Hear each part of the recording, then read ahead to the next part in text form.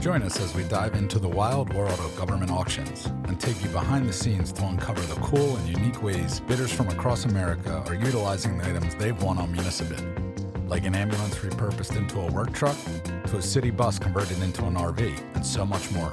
Welcome to the Municibid Podcast.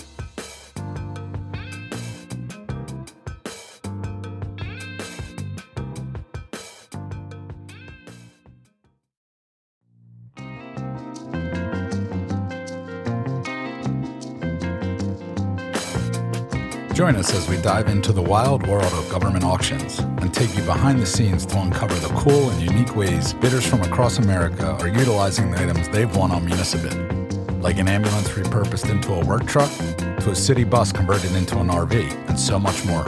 Welcome to the Municibid Podcast. Hey there, folks. Greg Barry here, back at it again with another episode of the Municibid Podcast. Thanks for tuning in.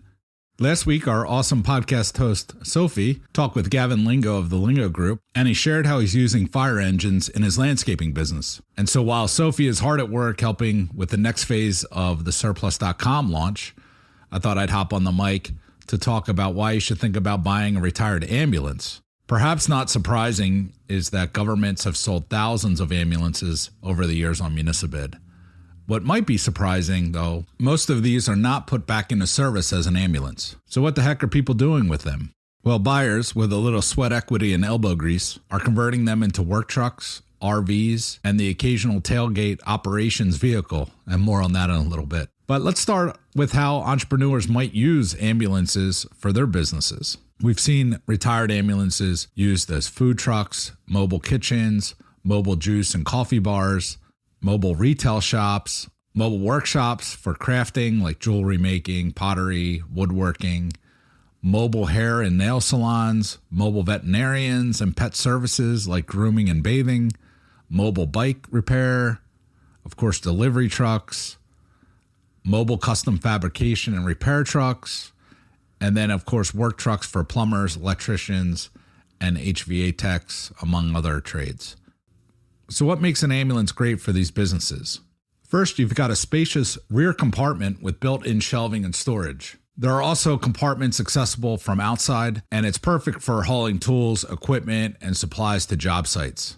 Plus, you have power outlets for charging batteries for tools, and there's usually 4 to 6 heavy-duty house batteries separate from the vehicle battery, so you can plug in your tools without worrying about being able to start the engine later. Now, you've certainly seen the flashing lights on ambulances before, of course. You'll have to change out the color to amber or another non-EMS color that's permitted in your region.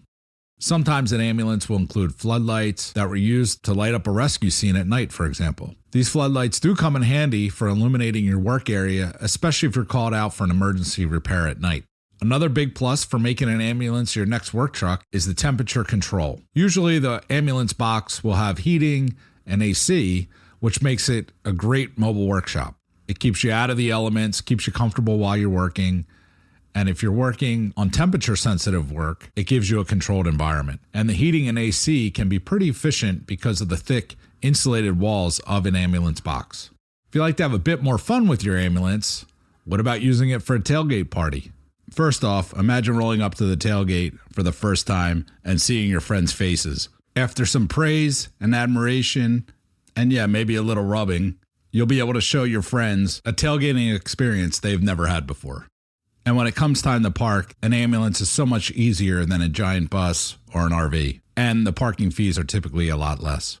Now, after you bring this ambulance to your tailgate, all of a sudden you're going to have a lot more friends. The good news is that typically ambulances can seat up to 8 people with seat belts. But this is something you're going to want to check because there are ambulances that only seat up to 3 with seat belts. Another thing that you're going to want to check when looking to buy an ambulance is what equipment comes with it. Often ambulances are sold without any equipment. Now, sometimes you'll find that it does come with equipment, such as a stretcher or a generator. Speaking of generators, with the electricity available in the ambulance, it's also easy to add in a microwave and a mini fridge for food and drinks, which certainly come in handy at a tailgate. And you can also easily set up a TV for the pregame show or for those who don't go into the game.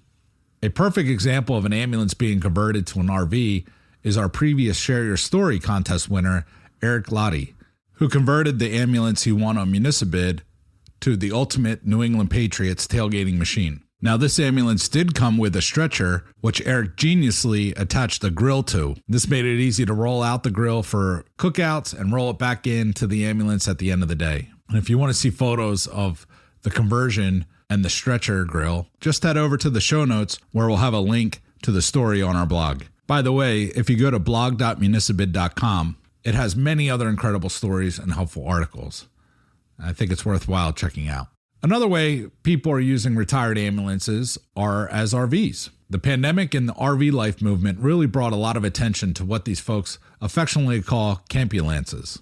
And think about it. You've already got a great solid foundation with the heavy-duty components of the truck and some insulation.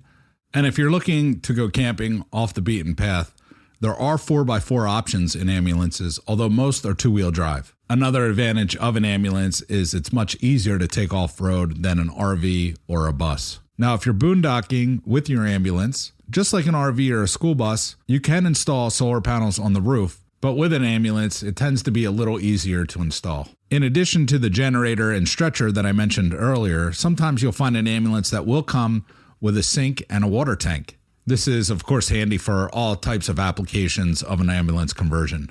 As an RV owner myself, I can tell you that there are some definite advantages of an ambulance over an RV. This is especially true for ambulances that you convert yourself. Traditional RVs have a lot of parts, which means more problems. And trust me, it seems like every time I use my RV, there's some new issue. Now, I'm not a boat owner, but it seems like I'm also busting out another thal quite often. And with a campulance, there are fewer parts, which are easier to find versus some of the outdated and hard to find parts for traditional RVs, depending on the year, make, and model. And as I mentioned before, ambulances are easier to maneuver in tight spots. My RV is about 30 feet, and while it's pretty easy to drive, there are times where it is a bit of a pain to find parking or get into tighter spots for camping. Now, you'll find most ambulances do have towing capability, which certainly comes in handy for a work truck, but also to tow your boats and your other fun toys. Now that I've fully convinced you to bid on an ambulance on Municipid, there are some other considerations to be aware of. One thing is you're going to want to find out how the ambulance was used. For example, was it used for basic life support, which you'll see as BLS, or advanced life support, which you'll see as ALS? These are the ones that you're going to see patrolling cities and responding to life-saving incidents. BLS and ALS ambulances are driven aggressively. Imagine driving through the streets in a city or so forth, quickly getting to the scene of the emergency. And this can wear on components more quickly. Although ambulances are well maintained, expect to replace more components on these BLS or ALS ambulances compared to ambulances served as either patient transfer vehicles or mortuary ambulances. The latter of the two will usually show less wear and mileage. And also you're going to want to check for remounts. What that means is the truck chassis is usually built by common manufacturers like Ford, Chevy, GMC, and International. The ambulance box is made by another manufacturer like Medtech, Horton, Road Rescue, Wheeled Coach, AEV, and McCoy Miller. The ambulance box can be pulled off an old truck chassis and remounted onto a new truck chassis. Don't assume that the ambulance box is the same age as the truck. Ask for the specs on the ambulance box along with doing your due diligence like you would for any regular truck you would be buying. Now, at the risk of being a bad salesman and talking you out of buying an ambulance, there are some downsides to consider. Ambulances aren't exactly known for their fuel efficiency, so be prepared for some pretty hefty gas bills, especially if you're driving cross country or you're using it to drive to job sites that are quite a distance away. Now, if you're looking to blend in while traveling or camping, an ambulance might not be the most inconspicuous choice. Of course, if you're buying an ambulance and it comes with official EMS decals, those need to be removed before you head out on the road. This gives you the opportunity to get creative with a design wrapped around the ambulance box, or just paint the box yourself and make it your own. Lastly, if you do decide to convert an ambulance into an RV, know that it's going to take some work. You may need to update the internal systems, add any amenities that you might desire, and customize the space to fit your specific needs. Doing your own ambulance conversion is not for the faint of heart, and the cost for conversions can add up. Though, if you're willing to put some sweat into it, it's almost certainly a lot cheaper than buying an RV, especially a newer one, which really have gone up in price since the pandemic. But despite these challenges, owning a retired ambulance can open up a world of possibilities for you. Whether you're using it as a work truck, a mobile shop for your business, a tailgate machine, or an RV, or just a unique storage solution, an ambulance can be an incredibly versatile vehicle for the right person. So if you're feeling adventurous, why not consider honoring the previous work of an ambulance by giving it a new life? Just be sure to weigh the pros and cons carefully and do your due diligence when looking at ambulances. And who knows, you might end up just being king of the tailgate and have a whole lot more friends. Anyway, thank you for joining me on this quick episode on the pros and cons of buying a retired ambulance. I wish you a happy RVing and fun adventures this summer ahead. Thank you for tuning in to the Municibid podcast. If you'd like to learn more about the world of government surplus, be sure to subscribe to this podcast wherever you listen to your podcasts.